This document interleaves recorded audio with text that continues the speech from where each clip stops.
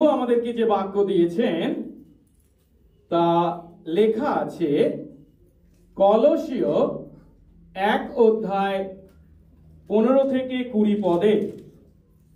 আজকের শাস্ত্রাংশ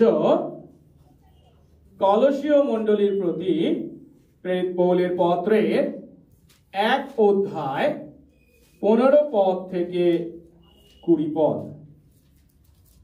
আমি Kerry Bible থেকে পাঠ করছি। প্রভুর বাক্য বলে, ইনি অদৃশ্য ঈশ্বরের প্রতিমূর্তি, সমুদয় সৃষ্টির প্রথম জাত। কেননা তাহাতেই সকলেই সৃষ্ট হইয়াছে,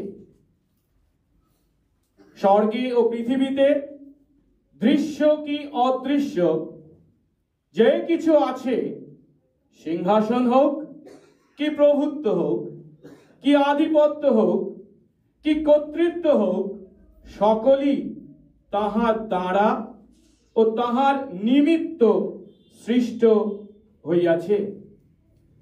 আর তিনি সকলের অগ্রে আছেন ও তাহাতেই সকলের স্থিতি হইতেছে।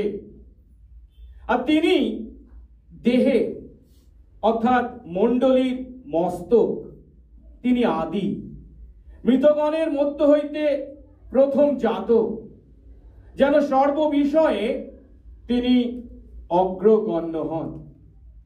কারণ ঈশ্বরের এই হিত সংকল্প হইল যেন সমস্ত পূর্ণতা তাহাতেই বাস করে এবং তাহার ক্রুশের রক্ত দ্বারা সন্ধি করিয়া তাহার দ্বারা যেন আপনার সহিত কি স্বর্গস্থিত কি মর্তস্থিত সকলই সম্মিলিত করেন, তাহার দ্বারাই করেন। আমেন। প্রার্থনা করি। পবিত্র মঙ্গলময় স্বর্গস্থ পিতা, তোমার ধন্যবাদ, তোমার প্রশংসা ও তোমার গৌরব করি যে প্রভু তোমার অপার অনুগ্রহে তোমারই কতিপয় সন্তান, তোমার দাস দাসী ও প্রভুগণ তোমার চরণ তলে আমরা মিলিত হবার সুযোগ পেয়েছি।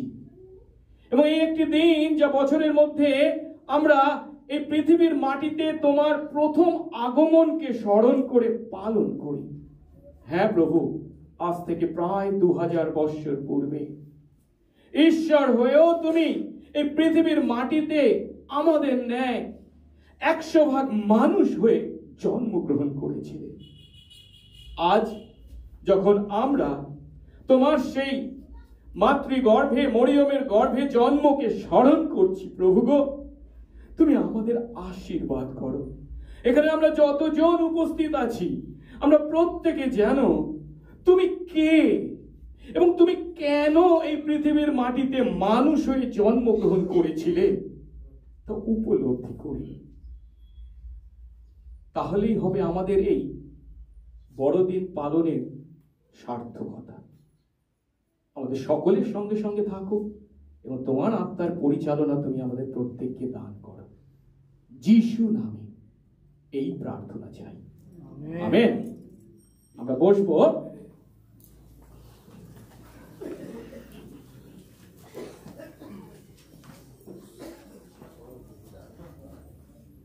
আজ আমরা বড়দিন তথা যিশুর জন্মদিন তথা পৃথিবীর মাটিতে যিশুর প্রথম আগমনের দিনকে স্মরণ করছি। এখন বেশিরভাগ মানুষের কাছে এই বড়দিন হলো বৎসরের সেই সময় বা সেই দিন যখন একটি শিশুর জন্মকে স্মরণ করা হয়। আর সেই শিশুকে যিশু, হ্যাঁ, যিশু নামে একটি শিশুর জন্মকে এই দিন আমরা স্মরণ করি বা পৃথিবীর সমস্ত মানুষ জানে যিশু নামে একটি শিশুর জন্মকে স্মরণ করে এই বড়দিন পালন করা হয়। এখন আমরা যেমন আমাদের নিজেদের জন্মদিন পালন করি, যেমন গতকাল ধরুন আমার জন্মদিন ছিল, আমরা পালন করেছি। আমি একা করিনি, আমাদের মণ্ডলীতে ডিসেম্বর মাসে যাদের জন্ম ছিল তারা প্রত্যেকে আমাদের জন্মদিন পালন করেছি। ঠিক তেমনি এই দিনে যিশু নামে একটা শিশুর জন্মকে তারা স্মরণ করে। এখন একথা অবশ্যই সত্য যে মাতা মরিয়মের গর্ভে যিশু খ্রিস্ট জন্মেছিলেন এবং তা ঈশ্বরের অলৌকিক ক্ষমতায় সাধিত হয়েছিল। কিন্তু তা যদিও সত্য, কিন্তু এটা বড়দিনের কেন্দ্রীয় বিষয় নয়। যিশু মরিয়মের গর্ভে অলৌকিকভাবে জন্মগ্রহণ করেছিলেন, ঠিক কথা, কিন্তু মরিয়মের গর্ভে একটি শিশুর জন্মই এই বড়দিনের কেন্দ্রীয় বিষয় নয়। তাহলে বড়দিনের কেন্দ্রীয় বিষয় কি? বড়দিনের কেন্দ্রীয় বিষয় বা কেন্দ্রীয় সত্য হলো বড়দিনের সেই শিশু হলেন স্বয়ং ঈশ্বর। তাই বড়দিন হলো ঈশ্বরের মানুষ হওয়ার দিন। মাতা মরিয়মের গর্ভে ঈশ্বরের জন্মগ্রহণ করার দিন হলো বড়দিন। ঈশ্বরের মানুষ হওয়ার দিন, মাতা মরিয়মের গর্ভে ঈশ্বরের জন্মগ্রহণের দিন। আজ পৃথিবীর বেশিরভাগ মানুষ বড়দিনে মানুষ যিশুর জন্মকে স্মরণ করে, কিন্তু তিনি মানুষ হয়ে জন্মগ্রহণ করেছিলেন, ঠিক কথা, কিন্তু আসলে তিনি যে ঈশ্বর, এই সত্য বেশিরভাগ মানুষ জানে না, তারা স্বীকার করে না। কিন্তু আজ আমরা আমাদের জন্মদিনকে যেমন ভাবে পালন করি, ঠিক একই অর্থে যদি আমরা এই দিনকে একজন সাধারণ মানুষ বা একজন মহাপুরুষের জন্মদিন হিসাবে যদি পালন করি, তাহলে আজ এই আরাধনায় আমাদের যোগদান বৃথা, কোনো মূল্য নেই। তিনি যে সাধারণ একজন মানুষ ছিলেন বা তিনি যে একজন মহাপুরুষ ছিলেন না, সেই অর্থে যদি আমরা তার জন্মকে পৃথিবীর মাটিতে আজকের এই দিন হিসেবে চিন্তা করে পালন করি, তাহলে আমরা ভুল করছি। তার পরিবর্তে জাপ পাত্রে সেদিন যে শিশুটি জন্মগ্রহণ করেছিলেন তা হলো ঈশ্বরের জন্মগ্রহণ। কিন্তু সত্যি কথা বলতে কি, যে জাপ পাত্রে ঈশ্বরের জন্মগ্রহণকে উপলব্ধি করা আমাদের কারোর পক্ষেই সম্ভব নয়। ঈশ্বর, যিনি বিশ্ব ব্রহ্মাণ্ডের সৃষ্টিকর্তা, রক্ষাকর্তা, পালনকর্তা, যাকে আমরা আমাদের চিন্তা, আমাদের ক্ষমতা, আমাদের শক্তি দিয়ে ধরতে পারি না, তিনি অসীম, তিনি অনন্ত, আর তিনি কিনা একটি শিশু হয়ে জন্মগ্রহণ করলেন এবং তাকে তার মাতা তার জন্মের পর জাপ পাত্রে শুইয়ে রাখলেন। ছোট্ট শিশু হয়ে সর্বশক্তিমান ঈশ্বরের সেই জন্মগ্রহণকে সত্যি কথা বলতে আমরা কল্পনা পর্যন্ত করতে পারি না। সত্যি আমাদের সীমিত চিন্তায়, আমাদের সীমিত জ্ঞান বুদ্ধি দিয়ে এই সত্যকে উপলব্ধি করা খুবই কঠিন। অন্যদিকে শিশু হয়ে ঈশ্বরের জন্মগ্রহণকে ব্যাখ্যা করা, যিনি ঈশ্বর, যিনি অনাদি অনন্ত, যার শুরু নেই, যার শেষ নেই, সেই ঈশ্বর কিভাবে একটি শিশু হয়ে জন্মগ্রহণ করতে পারেন, তার ব্যাখ্যা করাও আমাদের পক্ষে সম্ভব নয়। যদিও আমাদের পক্ষে সেই সত্য ব্যাখ্যা করা সম্ভব নয়, তবুও সত্য হলো তিনি শিশু হয়ে জন্মগ্রহণ করেছিলেন এবং যখন তিনি ঈশ্বর হয়েও মানুষ হয়ে জন্মগ্রহণ করলেন, একটি শিশু হয়ে জন্মগ্রহণ করলেন, তখন যে তিনি তার ঈশ্বর প্রকৃতিকে ত্যাগ করেছিলেন তা নয়। ঈশ্বর প্রকৃতিকে ত্যাগ না করেও বা ঈশ্বর প্রকৃতিকে খাটো না করেও তিনি ছোট্ট শিশু হয়ে মানুষ হয়ে জন্মগ্রহণ করেছিলেন। এবং যখন তিনি মানুষ হলেন, তিনি আমাদেরই মতো 100% মানুষ ছিলেন। কিন্তু যদিও তিনি 100% মানুষ হলেন আমাদের ন্যায়, তবুও তিনি 100% ঈশ্বর। তিনি সর্বজ্ঞ, তিনি সর্বশক্তিমান, তিনি সার্বভৌম। কিন্তু সত্য কি জানেন, তার জন্মের পর প্রায় 2000 বছর পেরিয়ে গেছে, কিন্তু আজও যিশুকে এই আলোচনা বা এই বিতর্ক ক্রমশ অব্যাহত আছে।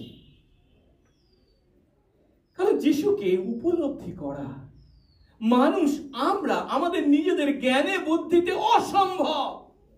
আমাদের জ্ঞান বা আমাদের বুদ্ধি, আমাদের যুক্তি যত দূর যায়, তা দিয়ে যখন আমরা ব্যাখ্যা করতে যাই, তখন বাইবেলে সেই যিশুকে যেভাবে ব্যাখ্যা করা হয়েছে তা আমরা মানি না। তার পরিবর্তে তাকে আমরা ভুল ব্যাখ্যা করি।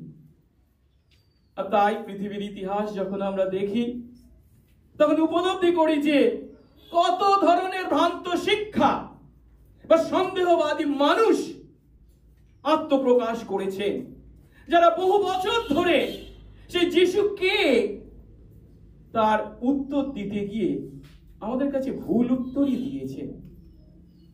সেই সমস্ত ভ্রান্ত শিক্ষক বা সন্দেহবাদীদের ব্যাখ্যায় যিশুকে তিনি হলেন বহু ঈশ্বরের মধ্যে একজন। তিনি হলেন সৃষ্ট অস্তিত্ব, মানে যাকে সৃষ্টি করা হয়েছিল।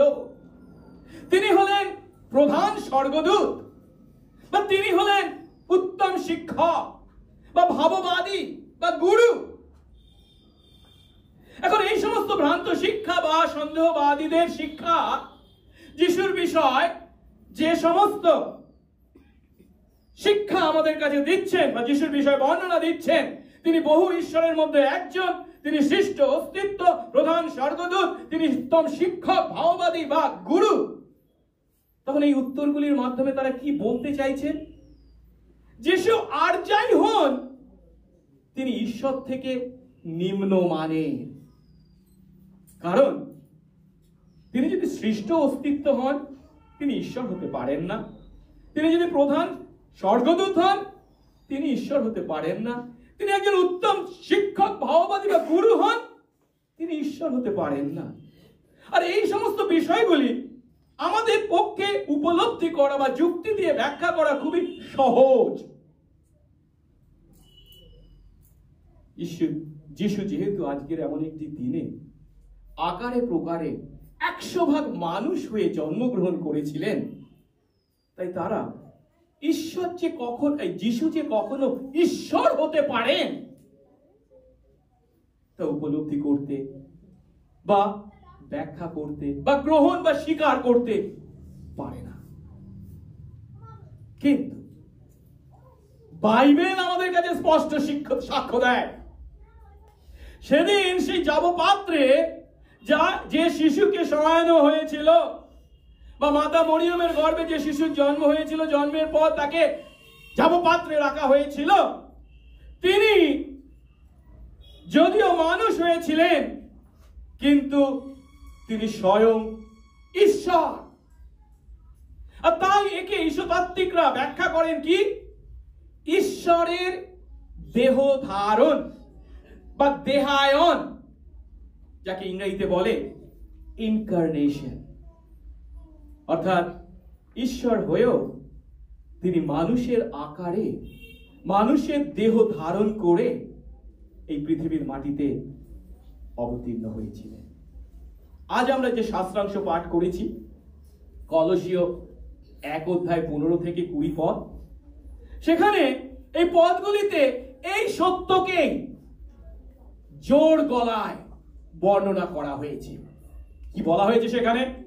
যীশুখ্রিস্ট কে? 15 পদে বলা হচ্ছে অদৃশ্য ঈশ্বরের প্রতিমূর্তি, সমস্ত সৃষ্টির তিনি প্রথম জাত। 17 পদে কি বলা হয়েছে? তিনি সকলের আগে আছেন, তাতেই সকলের স্থিতি। 18 পদে কি বলা হয়েছে? তিনি দেহে অর্থাৎ মণ্ডলীর মস্তক, মৃতদের মধ্যে প্রথম জাত। 19 পদে কি বলা হয়েছে? কারণ ঈশ্বরের হিত সংকল্প কি? যেন সমস্ত পূর্ণতা তাতে, মানে কি, যীশু খ্রিস্টেতে বাস করে। 20 পদে বলা হয়েছে কি? তার ক্রুশ দ্বারা যেন নিজের সঙ্গে সমস্ত বিষয় সম্মিলিত করেন, সংযুক্ত করেন, এবং সেই যীশু খ্রিস্টের দ্বারাই তিনি তা করেন। অর্থাৎ 15 পদে স্পষ্ট করে বলছে কি তিনি অদৃশ্য ঈশ্বরের প্রতিমূর্তি এবং সৃষ্টির প্রথম জাত। আর 17 পদে বলছেন কি তিনি সকলের আগে আছেন এবং তাতেই সমস্ত বিষয়ের স্থিতি। তিনি হচ্ছেন মণ্ডলীর মস্তক এবং মৃতদের মধ্যে প্রথম জাত।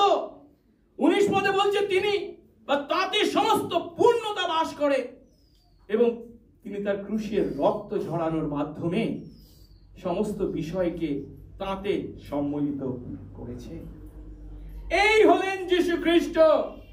এখন এই পদগুলির অর্থ কি আমি একটা একটা করে আপনাদের কাছে ব্যাখ্যা করব, কিন্তু সেই ব্যাখ্যা করতে গিয়ে 3টি প্রশ্নের মাধ্যমে আপনাদের কাছে আমি সেই সত্যকে তুলে ধরতে চাইব যে সেদিন জাপাত্রে যিনি জন্মগ্রহণ করেছিলেন তিনি যে আসলে ঈশ্বর। কিন্তু তা যখন আজকে আমরা পাঠ করছি এবং উপলব্ধি করতে যাচ্ছি তখন আমাদের মধ্যে বিভিন্ন প্রশ্ন উপস্থিত হতে পারে, আর সেই প্রশ্নগুলো এই শাস্ত্রাংশের ভিত্তিতে উত্তর দিতে আমরা চেষ্টা করব। প্রথম প্রশ্নটি আসে, তাহলে ঈশ্বর হয়েও যদি তিনি মানুষ হয়ে জন্মগ্রহণ করেন তার মানে কি তিনি ছদ্মবেশ গ্রহণ করেছিলেন, ছদ্মবেশ ধারণ করেছিলেন? দ্বিতীয় প্রশ্নটি হলো, তাহলে যে পিতা ঈশ্বরের কথা আমরা জানি, সে পিতা ঈশ্বরের সঙ্গে এই পুত্র ঈশ্বর, যিশু যাকে ঈশ্বর বলা হয়েছে, সেই পুত্র ঈশ্বরের সম্পর্ক কি? এবং আরেকটি প্রশ্ন এই শাস্ত্রাংশের মধ্যেই আমরা পাচ্ছি, তাকে বলা হয়েছে সৃষ্টির প্রথম জাত। আরে তিনি যদি প্রথম জাত হয়ে থাকেন তাহলে তার অর্থ কি? আমরা একটা একটা করে এই প্রশ্নগুলির উত্তর দেখব। আসুন প্রথমে আমরা দেখি ঈশ্বর কি ছদ্মবেশ ধারণ করেছিলেন? পৌল যখন এই চিঠিটা লিখেছেন তখন আমাদেরকে উপলব্ধি করতে হবে কাদের প্রতি তিনি তা লিখেছেন। কলসি বলে সেই সময় ইউরোপের একটি শহর ছিল, সেই শহরে বসবাসকারী খ্রিস্ট বিশ্বাসীদের উদ্দেশ্যে তিনি এই পত্র লিখেছিলেন, যেখানে পৌল নিজে প্রচার করেছিলেন এবং সেই মণ্ডলী স্থাপন করেছিলেন। এখন ইতিহাস থেকে আমরা জানতে পারি এই কলসি নগরের মানুষরা গ্রিক সংস্কৃতি এবং শিক্ষায় দ্বারা প্রভাবিত হয়েছিল, আর তাই তাদের মধ্যে যে শিক্ষাটা তখন ব্যাপক প্রচলিত ছিল তাকে বলে জ্ঞানবাদ বা নস্টিসিজম। এখন এই জ্ঞানবাদ বা নস্টিসিজমের অর্থ কি? তারা মনে করত সত্যকে যদি আমরা জানতে চাই তাহলে আমাদেরকে বিশেষ জ্ঞানের অধিকারী হতে হবে। বিশেষ জ্ঞান কেবলমাত্র কিছু মানুষ অধিকার করতে পারে, আর তারাই কেবল সত্যকে জানতে পারে, কারণ সত্য হলো এত জটিল বিষয় যে সাধারণ মানুষের পক্ষে তা জানা অসম্ভব। এখন এই কলসি নগরের গ্রিক সংস্কৃতি অধ্যুষিত, গ্রিক দর্শনে বিশ্বাসী এবং প্রভাবিত মানুষরা জানতো তারাই কেবল সেই বিশেষ জ্ঞানের অধিকারী, তারাই কেবল সেই সত্য জানে, তারাই কেবল সেই জটিল সত্য জ্ঞানের অধিকারী। এখন এই যে বিভিন্ন সত্য তারা জানতো, সেই সমস্ত সত্যের মধ্যে একটা অন্যতম প্রধান সত্য কি ছিল? তাকে বলে দার্শনিক দ্বৈতবাদ বা ডুয়ালিজম। সহজ কথায় এর অর্থ হলো এই পৃথিবীর মাটিতে যত বস্তু আছে বা পদার্থ আছে এরা সব মন্দ, কিন্তু আত্মা হলো উত্তম বিষয়। বস্তু যখন মন্দ বিষয়, তখন আত্মা কেবল উত্তম বিষয়। এখন ঈশ্বর কি? আত্মা, আর তাই তিনি কি? উত্তম।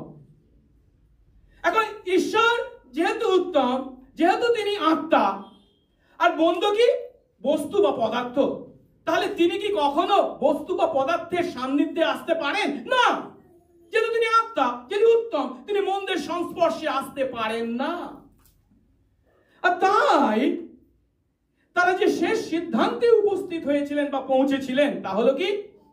ঈশ্বর কখনো এই বিশ্ব ভূমণ্ডলের সৃষ্টিকর্তা হতে পারেন না। কারণটা খুব সহজেই আমরা উপলব্ধি করি। কারণ বিশ্ব ভূমণ্ডল মানে কি? বস্তু বা পদার্থ। তিনি যদি এই বিশ্ব ভূমণ্ডল সৃষ্টি করেন, তাহলে তিনি কার জন্য দায়ী হবেন? মন্দের জন্য। কারণ কি? এই বিশ্ব ভূমণ্ডল হচ্ছে বস্তু বা পদার্থ। এখন তিনি যদি এই বিশ্ব ভূমণ্ডল সৃষ্টি না করতে পারেন, যা মন্দ, তার বিপরীতে তিনি হচ্ছেন আত্মা, যেহেতু উত্তম। তিনি যখন এই বিশ্ব ভূমণ্ডল সৃষ্টি যদি না করতে পারেন, তাহলে ঈশ্বর কি কখনো মানুষ হতে পারেন না? কেন? মানুষ মানে কি? শরীরের অধিকারী। শরীর মানে কি? বস্তু, পদার্থ। তিনি তো আত্মা, তিনি উত্তম। ঈশ্বর কখনো মানুষ হতে পারেন না। যেহেতু, তাহলে তাকে মানুষের মতো দেহের অধিকারী হতে হবে। আর দেহের অধিকারী হওয়া মানে কি? বস্তু বা পদার্থের সান্নিধ্যে আসা। তা কি? মন্দ। আর তিনি কিন্তু কি?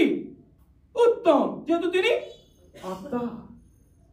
এখন সমস্যাটা হলো, এই দার্শনিক চিন্তায় বিশ্বাসী যারা, যাদের মজ্জায় এই দার্শনিক চিন্তা ঢুকে আছে বা প্রভাবিত করে আছে, তাদের কাছে পৌল এসেছেন যীশু খ্রিস্টের সুসমাচার নিয়ে। আর তিনি তাদের কাছে প্রচার করছেন কি? না, ঈশ্বর যিনি আত্মা, তিনি কিন্তু মানুষ হয়ে এই পৃথিবীর মাটিতে এসেছিলেন, যীশু খ্রিস্ট হয়ে জন্মগ্রহণ করেছিলেন। এখন তারা গন্ডগোলের মধ্যে পড়ে গেছেন, চিন্তার মধ্যে পড়ে গেছেন, দ্বিধাগ্রস্ত হয়েছেন। কেন? আমাদের দার্শনিক চিন্তা বা শিক্ষা অনুসারে ঈশ্বর আত্মা, উত্তম, তিনি বস্তু বা দেহের অধিকারী হতে পারেন না। কিন্তু পৌল শিক্ষা দিচ্ছেন, এবং সেই শিক্ষার মধ্যে যথেষ্ট কি গুরুত্ব আছে, যুক্তি আছে। কি? ঈশ্বর মানুষ হয়েছিলেন। এখন যিশু কিভাবে ঈশ্বর হয়েও মানুষ হতে পারেন? তারা তখন কি করছে? এই গ্রিক দর্শনের সঙ্গে এই খ্রিস্টীয় শিক্ষাকে খাপ খাওয়ানোর চেষ্টা করতে গিয়ে তারা যে ব্যাখ্যা দিচ্ছে, সেই ব্যাখ্যাটা কি? যিশু ছিলেন আসলে এক উত্তম স্বর্গদূত, যাকে দেখে মনে হতো তিনি একটা দেহের অধিকারী, কিন্তু তা সত্যি করে দেহ ছিল না। দেখে মনে হতো তিনি একটা শরীরের অধিকারী, কিন্তু তা আসলে সত্যিকারের দেহ ছিল না। তার মানে কি? ঈশ্বর ছদ্মবেশ ধারণ করে এসেছেন, যে বেশটা আসলে সত্যিকারের শরীর বা দেহ নয়। এই শিক্ষাকে বা এই ভ্রান্ত শিক্ষাকে বলা হয় ছদ্মবেশবাদ বা ডসেটিজম। এখন যেহেতু যিশুকে দেখতে মনে হতো একটা শরীরের অধিকারী, কিন্তু আসলে সেটা সত্যিকারের শরীর নয়, সেই জন্য যিশু যখন হেঁটে যেতেন তখন তার পায়ের ছাপ পড়তো না। কেন? তিনি তো ছায়া মাত্র, তিনি তো ইলিউশন। শুধু দেখে মনে হতো তিনি একটা আকারের অধিকারী, কিন্তু আসলে সেটা সত্যিকারের আকার নয়। কেন? যেহেতু ঈশ্বর বস্তু হতে পারেন না, শরীরের অধিকারী হতে পারেন না। ঈশ্বর আত্মা, তিনি উত্তম, কিন্তু বস্তু বা পদার্থ হচ্ছে মন্দ। এখন এই যে শিক্ষা বা এর ন্যায় আরো ভ্রান্ত যে সমস্ত শিক্ষা ছিল, মণ্ডলীর প্রথম যুগে তা ব্যাপক হারে বিস্তার লাভ করেছিল। আর তাই আমরা নতুন নিয়মের বিভিন্ন পত্রে দেখতে পাই এই ভ্রান্ত শিক্ষাকে খণ্ডন করা হয়েছে। একটা উদাহরণ আমি দিচ্ছি। যদি প্রথম যোহন আমরা 4 অধ্যায় 2 এবং 3 পদ পাঠ করি, সেখানে যোহন তার সময়ে যে সমস্ত এই ছদ্মবেশবাদ বা ভ্রান্ত শিক্ষায় বিশ্বাস করত মানুষরা, খ্রিস্ট বিশ্বাসী বলে পরিচয় দিত, কিন্তু বলতো কি যিশু এসেছিলেন আসলে সেটা শরীর বলে মনে হতো, আসলে সেটা সত্যিকারের শরীর ছিল না। তাদের উদ্দেশ্যে লিখেছেন, এর দ্বারা তোমরা ঈশ্বরের আত্মাকে চিনতে পারবে। কি দ্বারা? যে কোনো আত্মা যীশু খ্রিস্টকে মাংসে আগত বলে, মানে কি তিনি মাংসের মানুষের শরীরের অধিকারী হয়েছিলেন বলে স্বীকার করে, তারা কার থেকে এসেছে? ঈশ্বরের কাছ থেকে। কিন্তু যে কোনো আত্মা যিশুকে সেই মাংসের আগত বলে স্বীকার করে না, অর্থাৎ যিশু মানুষের ন্যায় 100% মানুষ হয়েছিলেন ঈশ্বর হওয়া সত্ত্বেও, সে ঈশ্বর থেকে নয়। পরিষ্কার ভাবে তাদের সেই ভ্রান্ত শিক্ষাকে যোহন খণ্ডন করেছেন। না, তিনি ঈশ্বর হয়েও মানুষ হয়েছিলেন, আমাদের ন্যায় 100% মানুষ শরীরের অধিকারী তিনি হয়েছিলেন। আর এখানে আজকে যে আমরা অংশটা পাঠ করেছি, পৌল কলসীয় মণ্ডলীর প্রতি লিখেছেন তার 1 অধ্যায় 16 পদে একই কথা তিনি বলেছেন। কি বলছেন? তাতেই মানে যীশু খ্রিস্টেতেই সকলই সৃষ্ট হয়েছে, স্বর্গে ও পৃথিবীতে, দৃশ্য কি অদৃশ্য যা কিছু আছে, সিংহাসন হোক কি প্রভুত্ব হোক কি আধিপত্য হোক কি কর্তৃত্ব হোক, সকলই তাঁর দ্বারা এবং তাঁর জন্য সৃষ্ট হয়েছে।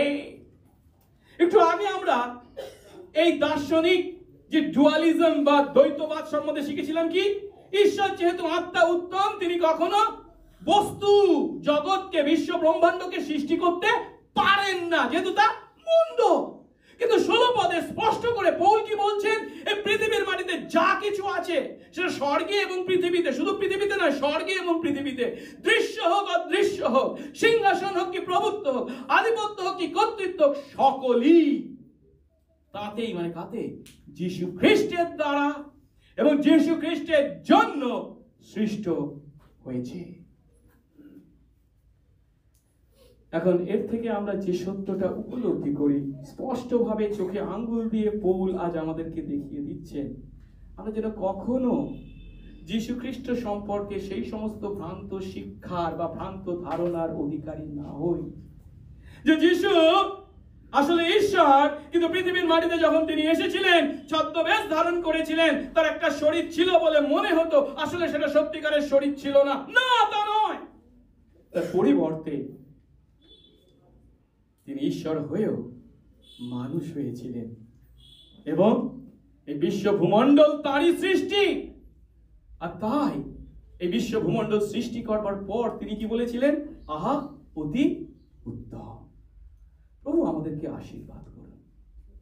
যে যিশুকে আজ আমরা তার জন্মদিনকে পালন করছি, যিনি জন্মের পর সেই পাত্রে তাকে সেই ছোট্ট শিশু হিসেবে শয়ন করা হয়েছিল, দেখে যদিও মনে হয়েছিল শিশু, একটি মানুষ পুত্র, মাত্র মানব পুত্র বলে, কিন্তু সাধারণ অর্থে আর 5 জন মানুষের পুত্র হিসাবে তিনি যে সেদিন জন্মগ্রহণ করেছিলেন তা নয়। তার পরিবর্তে স্বয়ং ঈশ্বর হওয়া সত্ত্বেও তিনি মানুষ হয়ে আমাদের জন্য এই পৃথিবীর মাটিতে এসেছিলেন, জন্মগ্রহণ করেছিলেন। ঈশ্বর ছদ্মবেশ ধারণ করেননি, তিনি সত্যি সত্যি 100% ঈশ্বর হয়েও 100% মানুষ হয়েছিলেন। আসুন এবারে দ্বিতীয় প্রশ্নটি আমরা করব। দ্বিতীয় প্রশ্নটা কি? কিন্তু আমরা তো ঈশ্বরকে জানি, ঈশ্বরের কথা পুরাতন নিয়মে তো, নতুন নিয়মে সর্বত্র আমরা পাই, কিন্তু সেই যে ঈশ্বর, তার সঙ্গে তাহলে এই যীশু খ্রিস্ট যিনিও ঈশ্বর, তাদের মধ্যে সম্পর্ক কি? এই পিতা ঈশ্বর আর পুত্র ঈশ্বরের মধ্যে সম্পর্ক কি? এখন যেটা আমাদেরকে খুব চিন্তার মধ্যে ফেলে বা বিড়ম্বনার মধ্যে ফেলে, সেটা হচ্ছে কি জানেন? যারা যিশুর বিষয়ে বা যিশুর ঈশ্বর প্রকৃতিকে অস্বীকার করে ভুল শিক্ষা দিয়েছিল, তারাই এই কলসীয়তে পৌল এই 1 অধ্যায় 15 থেকে 20 পদে যীশু খ্রিস্টের যে সত্য ব্যাখ্যা বা বর্ণনা করেছেন, সেই বাক্যকেই ভিত্তি করে ভুল শিক্ষা দিয়েছিল। কেন বলছি একটু বুঝবার চেষ্টা করি। 15 পদে পৌল কি বলেছেন? ইনি মানে কে? যীশু খ্রিস্ট ঈশ্বরের অদৃশ্য প্রতিমূর্তি, সমস্ত সৃষ্টির প্রথম জাতক। প্রথম জাতকটা পরে একটু ব্যাখ্যা করব। প্রথমে আমরা শিখি এই অদৃশ্য ঈশ্বরের প্রতিমূর্তি। এখন যারা এই ঈশ্বরের প্রতিমূর্তি যিশুকে বলা হচ্ছে যখন এই অংশ পাঠ করেছেন, তখন তারা তাদের নিজেদের জ্ঞান বুদ্ধি বা যুক্তি দিয়ে এর কি ব্যাখ্যা করেছে, যদিও সেটা ভুল ব্যাখ্যা। সেটা কি? আহা, যিশু খ্রিস্ট হলেন সামান্য সৃষ্ট অস্তিত্ব মাত্র। তিনি আর পাঁচজন মানুষের মতোই ঈশ্বরের প্রতিমূর্তির বাহক। কেন? আমরা জানি ঈশ্বর যখন মানুষকে সৃষ্টি করেছিলেন তখন কিন্তু তিনি অন্য পশু বা পাখিদের মতো তাদেরকে সৃষ্টি করেননি। আমরা যখন আদি পুস্তক 1 অধ্যায় পাঠ করি সেখানে দেখতে পাই কি বলা হয়েছে, তিনি একটা কুকুরকে কুকুরের মতো, একটা ছাগলকে ছাগলের মতো, বা একটা চড়াই পাখিকে চড়াই পাখির মতো করে সৃষ্টি করেছিলেন। কিন্তু মানুষের সৃষ্টির কথা কি বলা হয়েছে? তিনি বলছেন, এসো আমরা আমাদের প্রতিমূর্তিতে সাদৃশ্যে মানুষকে নির্মাণ করি। তার অর্থ কি? মানুষকে তিনি কার প্রতিমূর্তিকে সৃষ্টি করেছিলেন? ঈশ্বরের প্রতিমূর্তিতে, নিজের প্রতিমূর্তিতে। অর্থাৎ মানুষ আমরা কি? ঈশ্বরের প্রতিমূর্তির বাহক। এখন একটু আগে আমরা কি দেখলাম? 15 পদে কি বলা হয়েছে? যিশু খ্রিস্ট হলেন কে?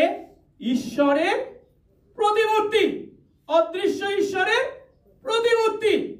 আর তাই এই পদকে ভিত্তি করে তারা ব্যাখ্যা করছে কি?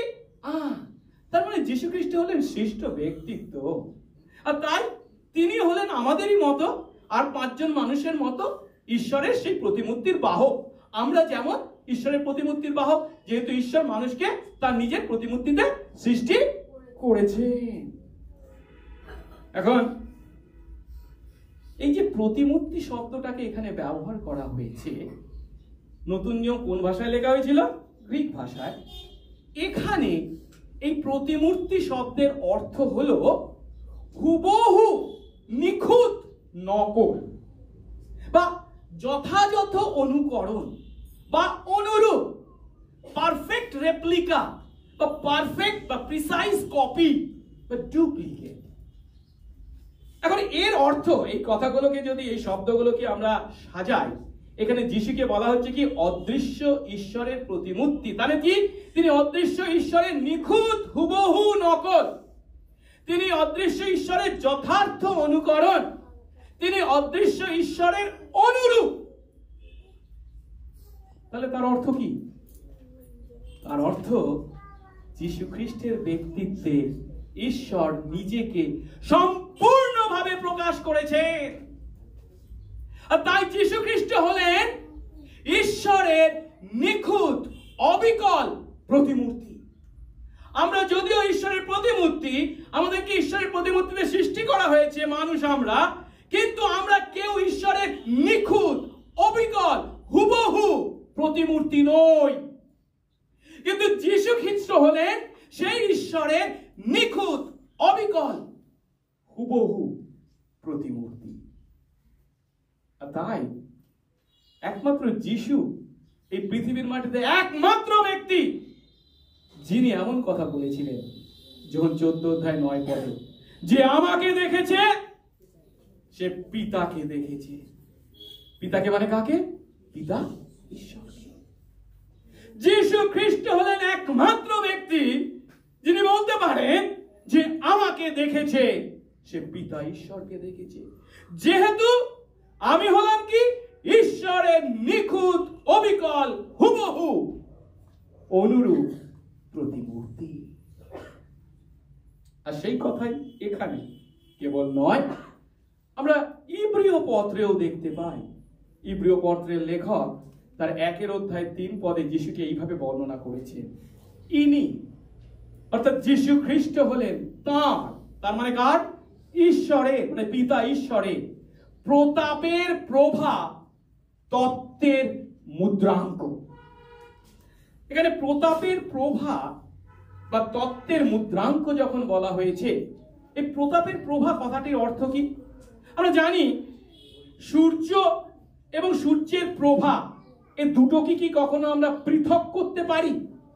সূর্য এবং সূর্যের প্রভাকে কখনো পৃথক করা যায় না। তাই সূর্যের সঙ্গে তার প্রভার যে সম্পর্ক, যিশু খ্রিস্ট যেহেতু প্রতাপের অর্থাৎ ঈশ্বরের প্রতাপের প্রভা, সেই জন্য ঈশ্বরের সঙ্গে খ্রিস্টকে কখনো পৃথক করা যায় না।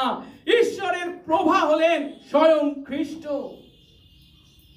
এখন মহাজাগতিক কোন ক্ষেত্র থেকে ঈশ্বরকে আমাদের ন্যায় সাধারণ মানুষের হৃদয়ে কি করে খ্রিস্ট হিসাবে আনয়ন করা সম্ভব হয়েছে, মানুষ আমাদের পক্ষে তা উপলব্ধি করা সত্যি কঠিন। কিন্তু তবুও তিনি যেহেতু আলো এবং জীবন, তাই তিনি তার সার্বভৌমত্বে সেই আশীর্বাদ আমাদেরকে দিয়েছেন। তিনি আমাদের কাছে সেই ঈশ্বরের তত্ত্ব প্রকাশ করেছেন, তাই ঈশ্বরকে মানুষ হতে হয়েছে। না হলে কখনোই আমরা ঈশ্বরকে সঠিক অর্থে জানতে পারতাম না। তিনি আমাদের থেকে অনেক দূরবর্তী হয়ে থাকতেন চিরকালের জন্য। সেই দূরবর্তী ঈশ্বর যা আমাদের ধরা ছোঁয়ার বাইরে, যারা আমরা কিছু কুল কিনারা করতে পারি না, সেই অসীম ঈশ্বর, অনন্ত ঈশ্বর নিজে এসে ধরা দিয়েছেন আমাদের কাছে মানুষ হয়ে। যিনি এসে ধরা দিয়েছেন তিনি হলেন সেই ঈশ্বরের প্রতাপের প্রভা, সূর্যের প্রভা। সূর্য আমাদের থেকে কত দূরে আছে? ছোটবেলায় যখন আমরা প্রকৃতি বিজ্ঞান পড়েছিলাম, কত লক্ষ মাইল দূরে, তাই তো? অনেক দূরে, তাই তো? কিন্তু তাই বলে কি সূর্য আমাদের কাছে পৌঁছায় না? কিসের দ্বারা পৌঁছেছে? তার প্রভা, তার আলো, তার উত্তাপ। ঈশ্বর ঠিক একইভাবে অতি দূরবর্তী সেই ঈশ্বর যীশু খ্রিস্টেতে আমাদের কাছে এসে উপস্থিত হয়েছে। কিন্তু তার মানে তিনি হলেন সেই ঈশ্বর থেকে পৃথক অন্য কোনো বিষয় বা সৃষ্ট বিষয়, তা নয়। তিনি স্বয়ং ঈশ্বর, হুবহু নকল তিনি সেই ঈশ্বরের। তাই তিনি তার প্রতাপের প্রভা। আর তাই যীশু খ্রিস্টকে ঈশ্বরের কাছ থেকে কখনো পৃথক করা যায় না। আর যীশু তাই বলছেন যোহন 10:30 আমি মানে যীশু খ্রিস্ট এবং ও পিতা, পিতা মানে কি? ঈশ্বর, আমরা এক। যীশু খ্রিস্ট এবং পিতা ঈশ্বর হলেন এক। আর আরেকটা বিষয় আমাদেরকে উপলব্ধি করতে হবে, যীশুকে কি বলা হয়েছে? অদৃশ্য ঈশ্বরের প্রতিমূর্তি। এখন বাইবেলের বিভিন্ন জায়গায় আমরা দেখতে পাই ঈশ্বরকে অদৃশ্য বলা হয়েছে বিভিন্ন স্থানে। আমি কয়েকটা উদাহরণ দিচ্ছি যেখানে ঈশ্বরকে অদৃশ্য বলা হয়েছে। যখন 1:18 যিশু বলছেন ঈশ্বরকে কেউ কখনো দেখেনি। যখন 5:37 বলা হয়েছে তার অর্থাৎ ঈশ্বরের আকারও কেউ দেখেনি। প্রথম তিমোথেয় 1:17 বলছেন যিনি জগপর্যায়ের রাজা তিনি কি? অক্ষয় এবং কি? অদৃশ্য। অদৃশ্য মানে কি? দেখা যায় না। আর কলসীয় 1:15 আজকে যে অংশটা আমরা পাঠ করেছি সেখানে বলা হচ্ছে কি? তিনি অদৃশ্য ঈশ্বরের প্রতিমূর্তি। ঈশ্বর কি? অদৃশ্য। এখন সেই যে ঈশ্বর যিনি অদৃশ্য, যাকে দেখা যায় না, যার আকার কেউ দেখেনি, যিনি অক্ষয় ও অদৃশ্য, সেই ঈশ্বর যীশু খ্রিস্টেতে দৃশ্যগ্রাহ্য হয়েছেন। তাকে আমরা আমাদের চোখে দেখেছি। আর যখন লিখছেন কি? শুধু চোখে দেখা নয়, আমরা তাকে আমাদের হাত দিয়ে স্পর্শ করেছি, তার সঙ্গে উঠেছি, বসেছি, খেয়েছি, ঘুরেছি, বেড়েছি, তার শিক্ষা গ্রহণ করেছি এবং তার সাক্ষ্য আজ আমরা বহন করছি। অর্থাৎ সহজ কথায় ঈশ্বরের সম্পূর্ণ আকার যীশু খ্রিস্টেতে প্রকাশ পেয়েছে। আর তাই কলসীয় 1:19 পৌল বলছেন কারণ ঈশ্বরের এই হিত সংকল্প হলো কি? যেন সম্পূর্ণ বা সমস্ত পূর্ণতা তাতে মানে কাতে? যীশু খ্রিস্টে বাস করে। এই যে সম্পূর্ণ পূর্ণতার কথা অর্থ কি? ঈশ্বরের সমস্ত পূর্ণতা কাতে? যীশু খ্রিস্টেতে বাস করেছে। এর অর্থ যীশু খ্রিস্ট ঈশ্বরের একটা আউটলাইন নন, একটা রূপরেখা নন। তিনি পূর্ণ মাত্রায় ঈশ্বর। পিতা ঈশ্বর যেমন 100% ঈশ্বর, যীশু খ্রিস্ট হলেন 100% ঈশ্বর। এটা আরো স্পষ্ট করে পৌল এই কলসীয় পত্রের 2য় অধ্যায়ে স্পষ্ট করে বর্ণনা করেছেন। 2:9 যদি দেখি, সেখানে তিনি বলছেন, কারণ তাতেই অর্থাৎ যীশু খ্রিস্টেই ঈশ্বর প্রকৃতির সমস্ত পূর্ণতা দৈহিক রূপে বাস করে। ঈশ্বর যদিও আত্মা এবং তার প্রকৃতি আত্মিক, কিন্তু তার সমস্ত প্রকৃতি দৈহিক আকারে যীশু খ্রিস্ট যে দেহ ধারণ করেছিলেন, সেই দেহে সম্পূর্ণ পূর্ণ মাত্রায় ঈশ্বর প্রকৃতি বাস করেছিল। অর্থাৎ যীশু খ্রিস্টে ঈশ্বরের কোন প্রকৃতিরই অভাব ছিল না। আমরা যখন বলি ঈশ্বর অনন্ত, যীশু খ্রিস্ট অনন্ত। আমরা যখন বলি ঈশ্বর হচ্ছেন অনাদি অনন্ত, যীশু খ্রিস্ট অনাদি অনন্ত। ঈশ্বর সর্বজ্ঞ, তিনি সর্বশক্তিমান, তিনি অনাদি অনন্ত, তিনি সর্বত্র বিরাজমান। এর প্রত্যেকটি সত্য বা বৈশিষ্ট্য যিশুর প্রতি প্রযোজ্য। ঈশ্বরের কোনো বৈশিষ্ট্যই তার মধ্যে অনুপস্থিত ছিল না। তিনি পূর্ণ মাত্রায়, পূর্ণ অর্থে ঈশ্বরের নিখুঁত প্রতিমূর্তি। সেই জন্য পরে যখন আমরা বাইবেল পড়বো বা কেউ আমাদেরকে প্রশ্ন করবে, আরে যিশুকে তো বলা হয়েছে ঈশ্বরের অদৃশ্য, ঈশ্বরের প্রতিমূর্তি, আমরা যেমন ঈশ্বরের প্রতিমূর্তি, তিনিও তো প্রতিমূর্তি, তার মানে তিনি তো সৃষ্ট বিষয়। তখন আমরা তাদেরকে উপলব্ধি করাবো, হ্যাঁ আমরা হচ্ছে ঈশ্বরের প্রতিমূর্তি, ঠিক কথা, তার প্রতিমূর্তিতে সৃষ্ট, কিন্তু আমরা কেউ নিখুঁত প্রতিমূর্তি নয়, অবিকল প্রতিমূর্তি নয়। একমাত্র যিশুই হলেন সেই অবিকল নিখুঁত প্রতিমূর্তি। কারণ ঈশ্বর যেমন, যীশু খ্রিস্ট তার ন্যায় 100 ঈশ্বর। আসুন এবার তৃতীয় প্রশ্নটি নিয়ে আলোচনা করি, আর সেটি হলো, এই অংশ তো পৌল যিশুকে বলছেন কি, তিনি সমস্ত সৃষ্টির প্রথম জাত। আর জাত মানে কি? তাকে সমস্ত সৃষ্টির জাত, প্রথম জাত মানে কি? সৃষ্টির মধ্যে প্রথম তাকে সৃষ্টি করা হয়েছে। আমরা তাই হয়তো চিন্তা করি, ব্যাখ্যা করি। সত্যি কথা বলতে কি, আরেকবার দেখি 15 পদ বলছে, ইনি অর্থাৎ যীশু খ্রিস্ট ঈশ্বরের অদৃশ্য প্রতিমূর্তি, যেটা আমরা আলোচনা করলাম। এবং তারপরে বলা হয়েছে কি, তিনি সমস্ত সৃষ্টির প্রথম জাত। যারা যীশু খ্রিস্টের ঈশ্বর প্রকৃতিকে অস্বীকার করে, যিশু ঈশ্বর তা মানতে চায় না, তাকে আর 5 জন মানুষ বা মহাপুরুষের মধ্যে একজন বলে গণ্য করে, তারা এই পদের ভুল ব্যাখ্যা করে কি বলে, তার মানে তিনি প্রথম জাত, তিনি সৃষ্ট হয়েছেন, তার মানে কি তিনি সৃষ্ট অস্তিত্ব, সৃষ্টির মধ্যে প্রথম সৃষ্টি তিনি। বাইবেল বলছে, পৌল বলেছেন। অর্থাৎ তার সৃষ্টির পূর্বে তার কোনো অস্তিত্ব ছিল না। যখন তাকে সৃষ্টির প্রথম জাত বলা হয়েছে, তখন তাকে সৃষ্ট করা হয়েছিল, তার আগে তার কোনো অস্তিত্ব ছিল না। কিন্তু ঈশ্বর কি? ঈশ্বর কি কেউ সৃষ্টি করেছেন? তার কি শুরু আছে? তার কি শেষ আছে? না, তিনি তো অনাদি অনন্ত। আর তা যদি হয়, তিনি যদি সৃষ্ট অস্তিত্ব হন, তিনি আর যাই হন, ঈশ্বর হতে পারেন না।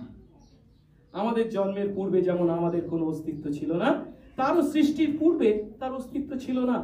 আর তাহলে তিনি কখনো ঈশ্বর হতে পারেন না। আচ্ছা, সত্যি কি এখানে পৌল এই অর্থে এই কথা বলেছেন? না, যারা এই শিক্ষা দেয় বা এই ব্যাখ্যা করে, সম্পূর্ণ ভুল ব্যাখ্যা। তার কারণ এখানে যে প্রথম জাত, সৃষ্টির প্রথম জাত বলা হয়েছে, সেই প্রথম জাত শব্দের অর্থ সম্পূর্ণ আলাদা। এখানে প্রথম জাত শব্দের অর্থ যিশুর উৎপত্তিকে যে নির্দেশ করা হয়েছে তা নয়, এটা হচ্ছে যিশুর পদমর্যাদা। কি পদমর্যাদা? প্রথম জাতের পদমর্যাদা। প্রথম জাত হিসাবে তিনি হলেন উত্তরাধিকারী, এবং তিনি সৃষ্টির প্রথম জাত হওয়ায় সমস্ত সৃষ্টির উপর উত্তরাধিকারী বা রাজত্বকারী। এখানে যিশুর উৎপত্তিকে নয়, যিশুর পদমর্যাদাকে বর্ণনা করা হয়েছে। বিষয়টা হলো, আমাদের পরিবারে বা ভারতীয় সংস্কৃতিতে এটা যদিও প্রযোজ্য নয়, কিন্তু ইহুদিদের সংস্কৃতি অনুসারে বা তাদের কি বলে শিক্ষা অনুসারে বা পুরাতন নিয়মের শিক্ষা অনুসারে, ইহুদি পরিবারে যত সন্তান জন্মাতো, তাদের মধ্যে প্রথম জাত যে হতো, মানে জ্যেষ্ঠ পুত্র যে, সে অন্য পুত্রদের থেকে দ্বিগুণ ক্ষমতা এবং উত্তরাধিকার লাভ করত। এটা হচ্ছে প্রথম জাতের অধিকার বা জ্যেষ্ঠাধিকার বলা হয় একে। এখন এই প্রথম জাত হওয়ার জন্য তারা সেই উত্তরাধিকার বা সেই ক্ষমতা ভোগ করতে পারত। এই কারণেই ওই প্রাচ্যের ওই দেশগুলিতে রাজা যখন হতো, রাজার অনেক ছেলে থাকতো, কিন্তু রাজা মারা গেলে সেই সিংহাসনে কে বসবে? তার যে প্রথম ছেলে, প্রথম জাত, যে জ্যেষ্ঠ, তারই ছিল সেই ক্ষমতা বা অধিকার। তাই এখানে যখন যিশুকে বলা হচ্ছে তিনি সৃষ্টির প্রথম জাত, সমুদয় সৃষ্টি, তার মানে কি সমস্ত সৃষ্টির উপর তিনি উত্তরাধিকারী, সমস্ত সৃষ্টির উপর তিনি হলেন একমাত্র রাজত্বকারী। এর অর্থ তিনি সমস্ত সৃষ্টির মধ্যে সবার আগে যে সৃষ্টি হয়েছিলেন তা নয়, তার পরিবর্তে তার কখনো শুরু হতে পারে না। কেন? কারণ অনাদি অনন্তকাল ধরে তিনি তার অস্তিত্ব রক্ষা করে চলেছেন। তাই এখানে যে প্রথম জাত তাকে বলা হচ্ছে, তার অর্থটা খুব স্পষ্ট করে গীত সংহিতা 89 গীতে 27 পদে আমাদের জন্য প্রভু ব্যাখ্যা করেছেন। কি বলছেন? আবার আমি তাকে, অর্থাৎ তার পুত্রকে, সেই মসিহকে যিনি আপাতত চলেছেন, প্রথম জাত করব। আর সেই প্রথম জাত অর্থ কি? পৃথিবীর রাজাদের মধ্যে সর্বোচ্চ করে নিযুক্ত করব। যেহেতু তিনি সমস্ত সৃষ্টির প্রথম জাত, তিনি সমস্ত রাজাদের উপর রাজা। আর এই কথাই আমরা প্রকাশিত বাক্য 17 অধ্যায় 14 পদে বা 19 অধ্যায় 16 পদে পাই। যিশুকে বলা হয়েছে কি? তিনি প্রভুদের প্রভু, রাজাদের রাজা। একই কথা আমরা ইব্রিয় 1 অধ্যায়ও পাই। ইব্রিয় 1 অধ্যায় 2 পদে বলা হয়েছে তিনি, অর্থাৎ ঈশ্বর, তাকে অর্থাৎ যীশু খ্রিস্টকে কি করেছেন? সর্বাধিকারী দায়াত। এর দায়াত মানে হচ্ছে উত্তরাধিকারী, সমস্ত বিষয়ের উপর উত্তরাধিকারী করেছেন। এর অর্থ খ্রিস্টই হলেন প্রাথমিক উত্তরাধিকারী বা প্রথম পদাধিকারী। সমস্ত বিষয়ের উপর তিনি হলেন প্রভু, সমস্ত সৃষ্টির উপর তিনি হলেন উত্তরাধিকারী। তাই খ্রিস্টকে যখন বলা হচ্ছে প্রথম জাত, তখন তার সৃষ্টি হওয়াকে বর্ণনা করা হয়নি, কিন্তু তার পদমর্যাদা, তার ক্ষমতা, তার শক্তিকে বর্ণনা করা হয়েছে। এখন প্রথম জাত মানে কখনোই তিনি যে সৃষ্ট হতে পারে না। কেন? কারণ একটু আগে 1 অধ্যায় 16 পদে কি বলা হয়েছে? কেননা তাতেই সকলই সৃষ্ট হয়েছে। সমস্তই যদি তাতে সৃষ্ট হয়ে থাকে, অর্থাৎ তিনি সৃষ্ট করে থাকেন, সকলই তার দ্বারা, তার জন্য যদি সৃষ্ট হয়ে থাকে, তাহলে তিনি কি কখনো সৃষ্ট হতে পারেন? বুঝবার চেষ্টা করি। আমাকে নিজেকে যদি সৃষ্ট হতে হয়, তাহলে আমাকে তো অন্য কেউ সৃষ্টি করেছে, তাই তো? তাহলে আমি কি সমস্ত কিছু সৃষ্টিকর্তা হতে পারি না? যখন যিশুকে বলা হচ্ছে তাতেই সকলই সৃষ্ট হয়েছে, সকলই তার দ্বারা এবং তার জন্য সৃষ্ট হয়েছে, তখন তার অর্থ তিনি কখনোই সৃষ্ট হতে পারেন না। সৃষ্টির যখন কিছুই ছিল না, তখন তিনি ছিলেন। সৃষ্টির পূর্ব থেকেই তিনি আছেন এবং চিরকাল তিনি থাকবেন, কারণ তিনি ঈশ্বর। এই কথাই যোহন 1 অধ্যায় 3 পদে বর্ণনা করা হচ্ছে। যোহন বলছেন কি? তিনি সকলই তার দ্বারা, মানে যীশু খ্রিস্টের দ্বারা সৃষ্ট হয়েছিল। যা কিছু সৃষ্ট হয়েছিল তা কিছুই তাকে বাদ দিয়ে, মানে যীশু খ্রিস্টকে বাদ দিয়ে সৃষ্ট হয়নি। সবই কার দ্বারা সৃষ্ট হয়েছে? যীশু খ্রিস্টের দ্বারা। তাহলে তিনি কে? ঈশ্বর। এখন তিনি যদি নিজে সৃষ্ট অস্তিত্ব হতেন, তাহলে কি তার দ্বারা সমস্ত বিষয়ের সৃষ্টি সম্ভব হতো? কখনোই নয়। আর তাই এখানে প্রথম জাত কথার অর্থ সৃষ্টির ক্রম অনুসারে তিনি যে প্রথম সৃষ্ট তা কখনোই নয়। তার পরিবর্তে তিনি হলেন সমস্ত সৃষ্টির উপর উত্তরাধিকারী, রাজাদের রাজা, প্রভুদের প্রভু। এই কারণেই যখন আমরা এই বড়দিনের একটা গান গাই, আজকে সকালেও আমরা গিয়েছি, এসো ভক্তবৃন্দ করো জয়ধ্বনি। এই গানটার কথাগুলো যেন একটু ভালো করে উপলব্ধি করে, কেন আমি এই কথা বলছি, একটু পরে উপাসনা এই কালে আমার সারমন শেষ হওয়ার পরে এই গানটা আমরা গাইবো। সেখানে 2 পদে বলা হয়েছে, ঈশ্বর হইতে ঈশ্বর, দীপ্তি হইতে দীপ্ত, কুমারীর গর্ভ ঘৃণা করে নাই। তারপর বলা হচ্ছে, যথার্থ ঈশ্বর জাত নহে সৃষ্ট। এখন যদি কেউ এটাকে পাঠ করেন, এইভাবে গান করে, জাত নহে সৃষ্ট, তার মানে কি তিনি জাত নন, তিনি সৃষ্ট, তাহলে কিন্তু ভুল করছেন। তিনি জাত, সৃষ্টি নন, কারণ তিনি সৃষ্টিকর্তা। সমস্ত বিষয়ে সৃষ্টি তার দ্বারা, তার জন্য হয়েছে। তাই প্রিয় 1 অধ্যায় 2 পদে বলছে, তারই দ্বারা, অর্থাৎ যীশু খ্রিস্টেরই দ্বারা যুগকলাপে মানে বিশ্ব ভূমণ্ডলে রচনা হয়েছে।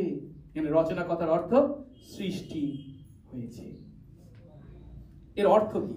এই সমস্ত শিক্ষাকে বা 3টি প্রশ্ন যে আমরা করলাম, তিনি কি ছদ্মবেশ ধারণ করেছিলেন ঈশ্বর? না, তিনি সত্যি ঈশ্বর মানুষ হয়েছিলেন। তারপরে ছিলাম পিতা ঈশ্বর এবং পুত্র ঈশ্বরের মধ্যে সম্পর্ক কি? পিতা ও পুত্র এক, যিনি পিতা ঈশ্বর তিনিই পুত্র ঈশ্বর। এখন শিখলাম কি? তিনি হচ্ছেন প্রথম জাত, তার মানে তিনি যে সৃষ্ট তা নন, তিনি হচ্ছে সমস্ত সৃষ্টির উপর অধিকর্তা, উত্তরাধিকারী। এখন এগুলো এক জায়গায় যদি জড়ো করা যায়, তাহলে কি দাঁড়াচ্ছে, ও পিতাও ঈশ্বর, যীশু খ্রিস্ট ঈশ্বর, আবার পবিত্র আত্মাকেও ঈশ্বর বলা হয়েছে, তাই তো? ও তাহলে খ্রিস্ট বিশ্বাসীরা 3 ঈশ্বরে বিশ্বাস করে, তাই তো? পিতা ঈশ্বর এক ঈশ্বর, পুত্র ঈশ্বর এক ঈশ্বর, আর পবিত্র আত্মা এক ঈশ্বর। রাজা রামমোহন রায় এই অর্থে ব্যাখ্যা করেছিলেন, না, বাইবেল বা খ্রিস্ট বিশ্বাসী আমরা 3 ঈশ্বরে বিশ্বাস করি না, আমরা এক ঈশ্বরে বিশ্বাস করি। কিন্তু এক ঈশ্বর হয়েও তিনি 3 ব্যক্তি, পিতা, পুত্র, পবিত্র আত্মা। পিতা হলেন প্রথম ব্যক্তি, পুত্র হলেন দ্বিতীয় ব্যক্তি, পবিত্র আত্মা হলেন তৃতীয় ব্যক্তি। এখন এটা কি করে সম্ভব? একটা মানুষের তো একটাই ব্যক্তিত্ব থাকে, এটাই তো স্বাভাবিক। যদি পিতাও ঈশ্বর হন 100 ভাগ ঈশ্বর, পুত্র ঈশ্বর হন 100 ভাগ ঈশ্বর, পবিত্র আত্মা ঈশ্বর হন 100 ভাগ ঈশ্বর, তাহলে 3 ঈশ্বর। এক এক এক কত? 3, তাই না? না, যদিও তিনি এক ঈশ্বর, পিতাও ঈশ্বর 100 ভাগ, পুত্র ঈশ্বর 1 ঈশ্বর এবং পবিত্র আত্মাও 100 ভাগ ঈশ্বর, 3 ঈশ্বর নন, ঈশ্বর এক। কিন্তু কটা ব্যক্তি? 3 ব্যক্তি। এটা আমাদের উপলব্ধি করতে, আমাদের যুক্তি দিয়ে আমরা ব্যাখ্যা করতে পারি না। কেন? কারণ ঈশ্বর যখন মানুষকে সৃষ্টি করেছেন, তখন একটা মানুষকে কটা ব্যক্তিত্ব দিয়েছেন? একটাই। একটা মানুষ হলে তার একটা ব্যক্তিত্বই হবে, তো একটা ঈশ্বর হলে তার একটা ব্যক্তি হবে বলে আমরাও চিন্তা করি। কিন্তু ঈশ্বর কি করেছেন? না, মানুষ যখন সৃষ্টি করেছেন, তার একটা মানুষের জন্য একটা ব্যক্তিত্ব দিয়েছেন। কিন্তু নিজের বেলায় কি করেছেন? আমি এক ঈশ্বর, কিন্তু কটা ব্যক্তিত্ব? 3টে ব্যক্তিত্ব। আমার আপনার কিছু করা আছে না, এটা হবে না, এটা হতে পারে না, আমরা বলতে পারি? তিনি ঈশ্বর, তার নিজের অস্তিত্বের এই বিশেষ বৈশিষ্ট্য তিনি ধারণ করেছেন। এক ঈশ্বর হয়েও তিনি 3 ব্যক্তি, প্রত্যেক ব্যক্তি পূর্ণ মাত্রা ঈশ্বর, 100 ভাগ ঈশ্বর, 3 ঈশ্বর নন, এক ঈশ্বর। তৃতীয় ঈশ্বরের দ্বিতীয় ব্যক্তি হলেন যীশু খ্রিস্ট। তিনি সমস্ত বিশ্ব ভূমণ্ডলের সৃষ্টিকর্তা। এখন এই বিশ্ব ভূমণ্ডলকে যখন আমরা দেখি, তার আকার বা আয়তন দেখে আমরা অবাক হতে বাধ্য হই। কত বড়, কত বিশাল, তাই না? কিন্তু প্রশ্ন হলো, এমন বিশ্ব ভূমণ্ডল, এই বিশাল বিশ্ব ভূমণ্ডল কে সৃষ্টি করেছেন? বিজ্ঞান বলবে বিগ ব্যাং থিওরির কথা, তাই তো? মহাবিস্ফোরণের কথা। তার মাধ্যমে আজকের এই পৃথিবী এসেছে, ভালো কথা। কিন্তু বিজ্ঞান পরিষ্কারভাবে কিন্তু এই সত্যকে বা এই ব্যাখ্যাকে ব্যাখ্যা করতে পারে না। তার পরিবর্তে বাইবেল আমাদেরকে কি শিক্ষা দেয়? বাইবেল আমাদেরকে স্পষ্ট শিক্ষা দেয়, এই বিশ্ব ভূমণ্ডল যতই বিশাল বড় হোক না কেন, তা কার সৃষ্টি? ঈশ্বরের সৃষ্টি। সেই উত্তম আত্মা ঈশ্বর, তার সৃষ্টি, তিনি সৃষ্টি করেছেন। এই সৃষ্টি উত্তম এবং তিনি নিজে এই সৃষ্টিকে পুনরুদ্ধার করবার জন্য পুত্র যীশু খ্রিস্টেতে মানুষ হয়ে বেথলেহেমের জাবপাত্রে জন্মগ্রহণ করেছিলেন। অর্থাৎ বেথলেহেমের জাবপাত্রের সেই শিশু হলেন কে? এই সমস্ত বিশ্ব ভূমণ্ডলের সৃষ্টিকর্তা ঈশ্বর। এবং তিনি কেন মানুষ হয়ে জন্মগ্রহণ করলেন? তার প্রজা এই পাপী আমাদেরকে পাপ থেকে উদ্ধার করতে। যে কথা মথি 1:21 যখন স্বর্গদূতের মাধ্যমে যোসেফের কাছে ঈশ্বর সেই সত্য প্রকাশ করেছেন। যোসেফ যখন ভয় পাচ্ছে, আমি কি করে মরিয়মকে বিয়ে করব, আমাদের বিয়ের পূর্বেই তো সে গর্ভবতী হয়েছে। মরিয়ম অবিশ্বস্ততার কাজ করেছে। তখন ঈশ্বর স্বপ্নে স্বর্গদূতের মাধ্যমে যোসেফকে বলছে, মরিয়ম পুত্র প্রসব করবেন, আর যোসেফ তুমি তার নাম কি রাখবে? যিশু। যিশু কথার অর্থ কি? ত্রাণকর্তা। কারণ তিনি তার প্রজাদের পাপ থেকে ত্রাণ করবেন। যে পাপ আমরা করেছিলাম, যে পাপের দ্বারা আমরা পবিত্র ঈশ্বরের থেকে দূরবর্তী হয়েছিলাম, যে পাপের দেওয়াল ভেঙে আমরা ঈশ্বরের কাছে পৌঁছাতে ব্যর্থ হয়েছিলাম, সেই ঈশ্বরের কাছে আমাদেরকে পৌঁছে দিতে, সেই পাপের ত্রাণ করতে, পাপকে নির্মূল করতে, পাপ থেকে উদ্ধার করতে ঈশ্বর হয়েও মানুষ হয়ে যিশু অবতীর্ণ হয়েছিলেন। আজ যখন আমরা সেই যিশুর জন্মদিন পালন করছি, আমরা যেন সেই যিশুকে এই অর্থে জানি, এই অর্থে বিশ্বাস করি। তার পরিবর্তে একজন সাধারণ মানুষ, একজন মহাপুরুষ, একজন উত্তম গুরু, ভালো শিক্ষা দিয়ে গেছেন, সুস্থতাকারী বলে যদি আমরা তাকে জানি এবং তার এই বড়দিন পালন করি, বৃথাই আমাদের বড়দিন পালন হবে। তিনি হলেন সেই ঈশ্বর, সেই ঈশ্বরের, অদৃশ্য ঈশ্বরের প্রতিমূর্তি এবং সমস্ত সৃষ্টির প্রথম জাতক। তিনি স্বয়ং ঈশ্বর। তিনি আমাকে আপনাকে বাঁচাতে এই পৃথিবীর মাটিতে অবতীর্ণ হয়েছিলেন। তাই জাবপাত্রে তিনি জন্মগ্রহণ করেছিলেন। আসুন এই বিশ্বাসে, যিশুকে বিশ্বাস করে আমাদের পাপের ক্ষমা পেয়ে ঈশ্বরের সন্তান হয়ে প্রার্থনা করি। পবিত্র মঙ্গলময় স্বর্গস্থ পিতা, তোমার ধন্যবাদ, তোমার প্রশংসা, তোমার গৌরব করি যে প্রভু আজ তুমি আমাদের কাছে তোমার বাক্য থেকে সেই সত্য তুলে ধরলে। সেদিন অর্থাৎ আজ থেকে 2000 বছর পূর্বে জাবপাত্রে যে শিশু জন্মগ্রহণ করেছিল, সেই শিশু স্বয়ং ঈশ্বর। যদিও মানুষ আমাদের পক্ষে ঈশ্বরের মানুষ হয়ে জন্মগ্রহণকে উপলব্ধি করা বা ব্যাখ্যা করা খুবই কঠিন, সাধ্যের বাইরে, কিন্তু প্রভু তুমি তোমার বাক্যে সেই সত্য আমাদের কাছে প্রকাশ করেছ। আজ প্রভু আমরা যখন সেই সত্যকে উপলব্ধি করলাম, দয়া করো সেই শিশু যে স্বয়ং ঈশ্বর, ঈশ্বর হয়েও মানুষ হলেন আমাদেরকে আমাদের পাপ থেকে উদ্ধার করবার জন্য, সেই সত্য জেনেও বিশ্বাস করে যেন আমরা প্রত্যেকে আমাদের পাপের ক্ষমা পাই, তোমার সন্তান হই এবং তোমার গৌরবার্থে জীবনযাপন করি। সঙ্গে সঙ্গে থাকো, যিশু নামে এই প্রার্থনা চাই, আমেন।